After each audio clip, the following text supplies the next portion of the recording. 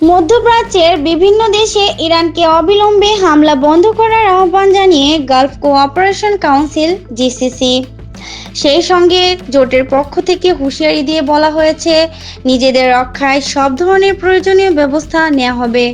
রবিবার জিসিসির সদস্য দেশগুলো বৈঠকে বসে। তাদের দাবি, ইরানের হামলায় সদস্য রাষ্ট্রগুলোতে ব্যাপক ক্ষয়ক্ষতি হয়েছে। সেখানে বেসামরিক স্থাপনা ও আবাসিক এলাকাও লক্ষ্যবস্তু করা হয়েছে। জিসিসি সদস্য দেশগুলো হলো সংযুক্ত আরব আমিরাত, বাহরাইন, সৌদি আরব, ওমান, কাতার এবং কুয়েত। ইরানের হামলার নিন্দা জানিয়ে সংগঠনটি এক বিবৃতিতে অভিযোগ করেছে, ইরান তাদের সার্বভৌমত্ব ও আন্তর্জাতিক আইন লঙ্ঘন করেছে।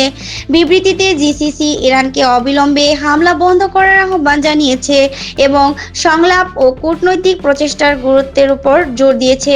একই সঙ্গে তারা সতর্ক করে দিয়ে বলেছে, নিজেদের নিরাপত্তা রক্ষায় প্রয়োজন হলে সব ধরনের ব্যবস্থা নেওয়া হবে। পরমাণু ইস্যুতে ওয়াশিংটন তেহরান পরোক্ষ আলোচনার মধ্যে গতকাল শনিবার ভোরে হামলা শুরু করে ইসরায়েল।